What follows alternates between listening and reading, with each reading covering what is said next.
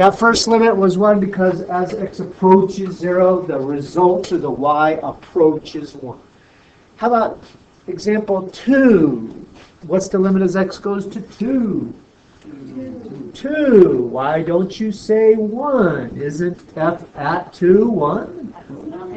That's not what that is, because the limit is about approaches. So let's understand that first and foremost. So when you say example 3 is, the answer is 5. Now, fight the temptation to do what you just did today, all right? Now, I assume you got 5 because you direct substitute, yes? You didn't make a mental table and look at what as x goes to 1.9 and 1.99. You didn't do that, yeah? The reason you are able to go straight there is because this function is continuous. But to prove it's continuous, wouldn't you need to say the limit exists? So you're saying the limit is something because it's continuous, and it's continuous because the limit is something. Right? Is that what you're saying? Yes. Yeah. Circular logic is delightful, isn't it? All right, then. It is very much about the approach. So if you were to do this in a rigorous, kind of proofy way, it's not enough to say, hey, because when you put 2 in, you get 5, boom, done. That's not what a limit is. A limit is about the approach. And if you prove a limit, you have to say, you know what, if you are making a table, if you could get me some result that made this function 4.9999, if you could give me within 100,000, 10,000, excuse me, then I'll believe it. Okay? That is the idea of a limit, of getting as close as whoever wants, whoever the teachers wants. That's how you prove a limit. You can prove that I can find an x, I can figure out what x to put into my calculator in order to make this outcome happen. That's the story of the day. First, though, a visual, okay? Say this, I changed the function a little bit. Say you're working with 1/2 x plus 2, which I graphed with precision, and I would like you, actually, let's start here. At 2, what's the limit? You say the limit is 3. I would like you to prove it. I guess I'll cut you some slack. And I'll say I will believe that the limit is 3 if you can tell me, in order to get within 1 centimeter on either side of 3, you can figure out how close you'd have to get x to 2 in order to make that happen. So if, for example, how do you turn this thing? Now I know.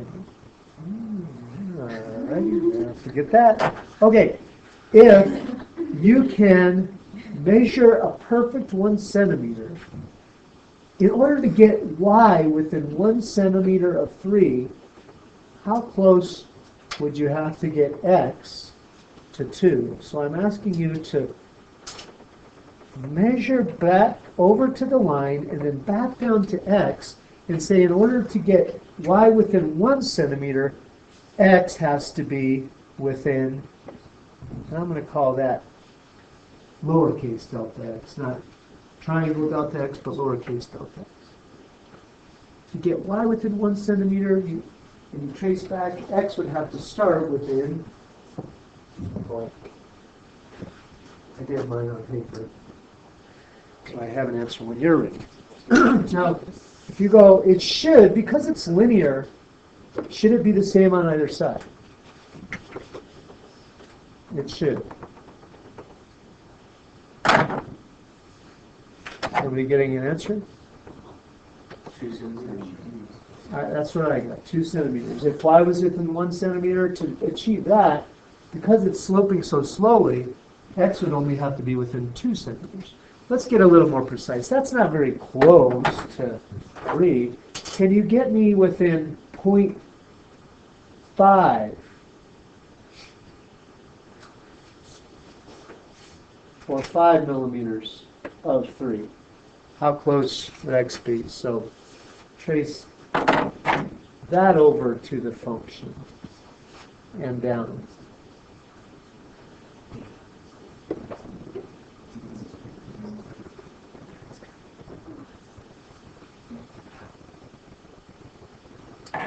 So, how's it going? Isn't it fun to use tools? That's what separates us from the animals. Or is that not? That's actually not true. Some animals use tools. It's what's going It's all about the thumbs. on. Sea otters use thumbs? They use rocks. They do? Open like what? Each other's It head? was like shells and stuff. Oh, They- oh, like, or they to make bring storage each for, other. like, cars and stuff. It's- Wow, you live in a very violent That scenario. turned- Yeah, I like violent otters. There's one in every bunch. There's one. All right. Do you have an answer for me? In order to get within a half of a centimeter, you would have to start within 1 centimeter. All right, then. Let's just call this, let's cut to the chase and call this just a general, any closeness epsilon. Epsilon is any desired closeness of the function to the limit. In order to get y within epsilon of the limit 3, or f of x within the limit, you would have to get x within 2 epsilon of the starting value 2. Now that, how close you have to get here, how close x needs to be, or the change from the point of center, is delta, lowercase delta. Looks kind of like an unfinished 8 or a curly D or something like that. Okay, but it is not uppercase triangle delta. All right, now that then is, those are the main components to a delta epsilon proof. You are to show that if your teacher asks you any epsilon away, prove that the limit is true by showing that you can get me within whatever tiny gap away, that it can be done. You start by saying, all right, this is how close I need to get to the center, how close I need to get x, and then you will take it and prove that if x is that close, then it must follow that y will be within that close. I know when we drew this way, but when you prove, it's actually assume x is within this region, and if x is within this region, then y will be within that region. You with me? So what is delta? Closeness to x, and epsilon is closeness to y. So y closeness to the limit. All right. Okay. Now, this is the technical, or it's lightened up a little from a real technical definition you could see in a college textbook. It's the basic gist. You can prove, the idea is to prove the limit, not find the limit, prove the limit, is what it is. If you can identify a delta that works so that if x minus c, c is the what you're approaching. If x is within that little gap away from c, then it can follow it through good arithmetic and math. You can show that it has to follow, it must follow that this way. So this is your start, and you want to take it to here to prove that y must be within. Now this is the process. First, for curving, finding delta is the hardest part. But for linear, delta is pretty easy. In this case, delta was 2 epsilon.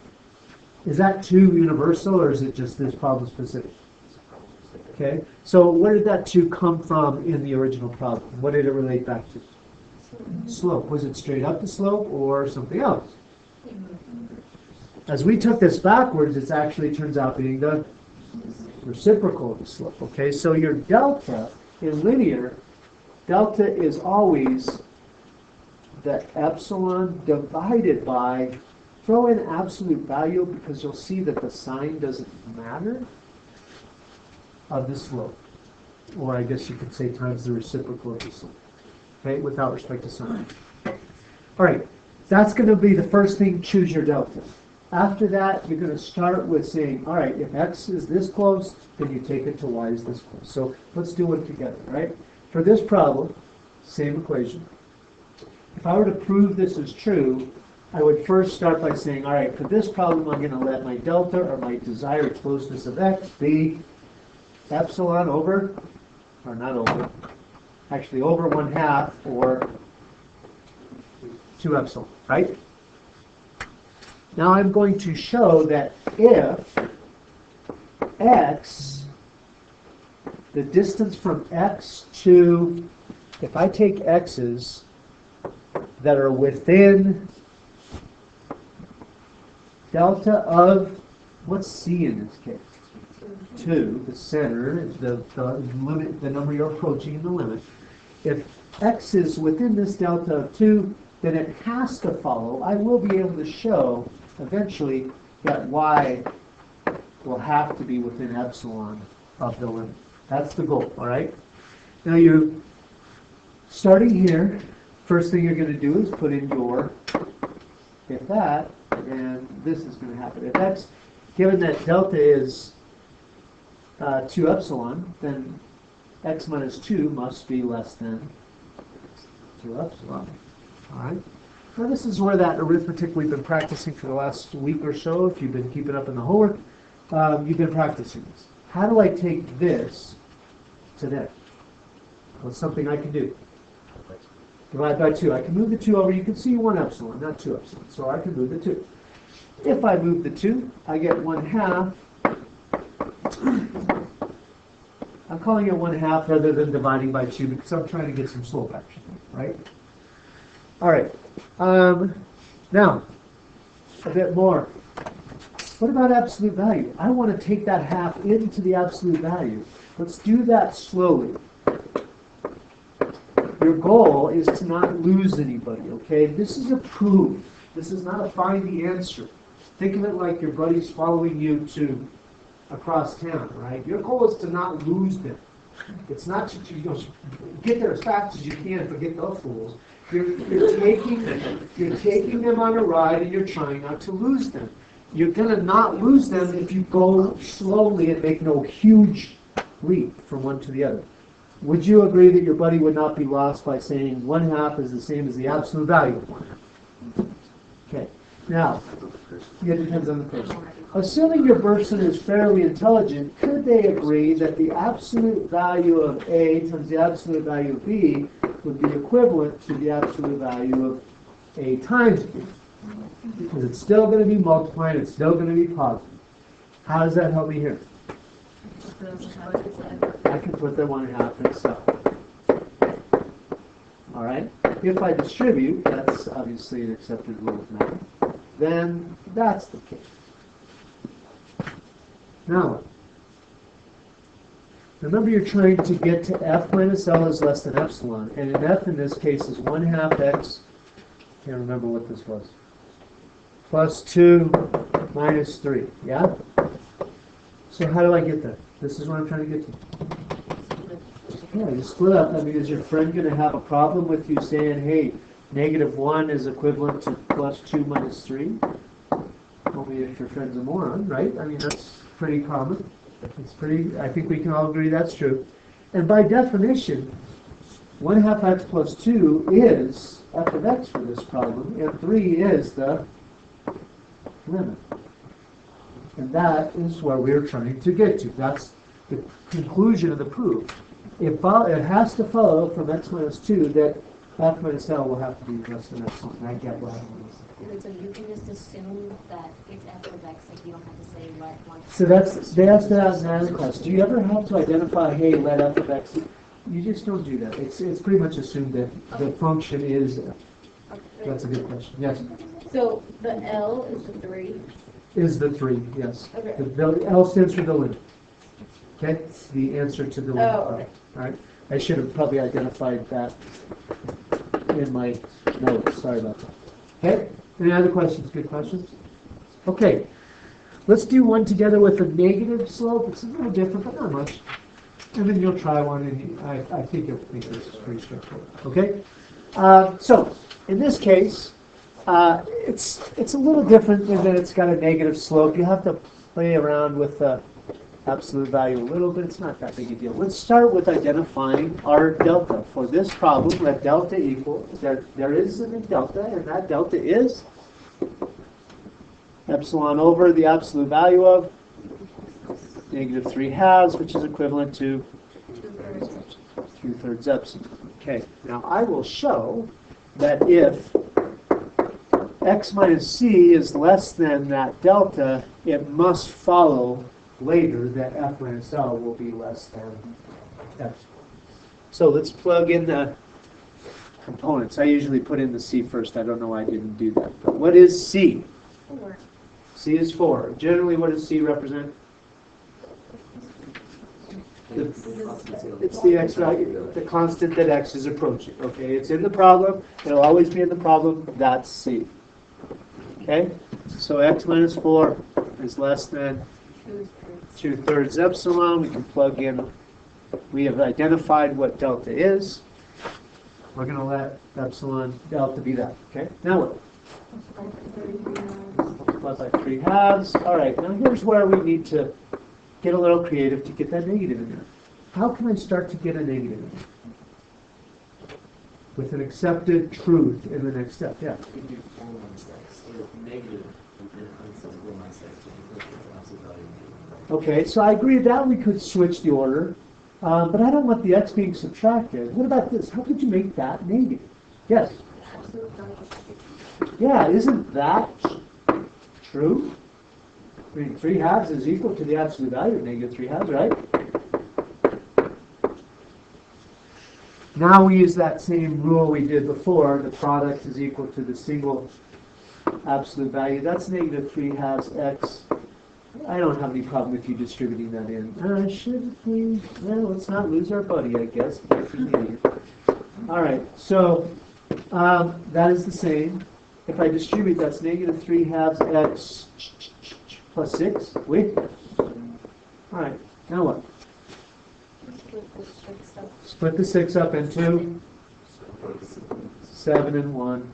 7 and negative 1, 7 and 1. 7 and negative 1, 7 minus 1. Plus 7 minus 1. I think your buddy will agree that 6 is equivalent to 7 minus 1. Wait, how'd you pick 7 and 1?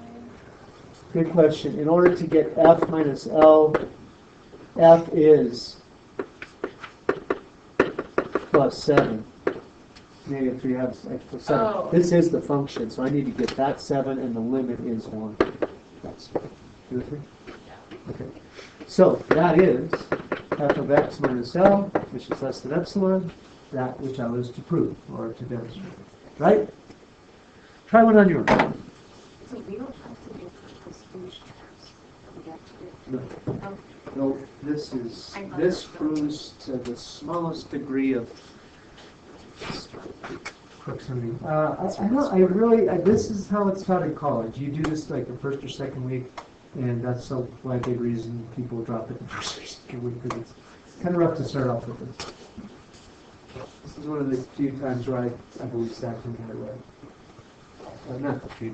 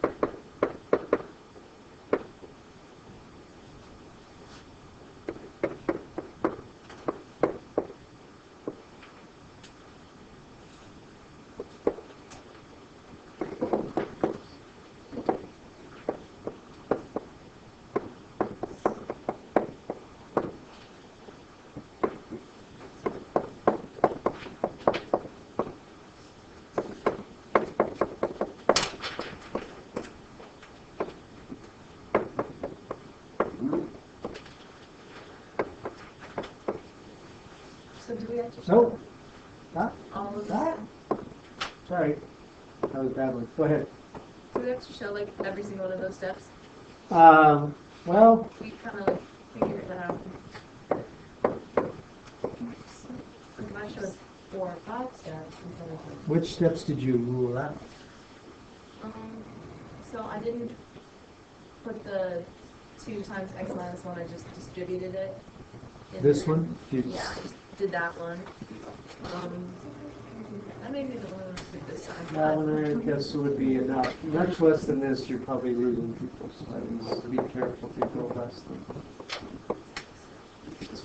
All right, so, did you eventually, were you able to get to the place where you could say F minus L is less than V? Yes.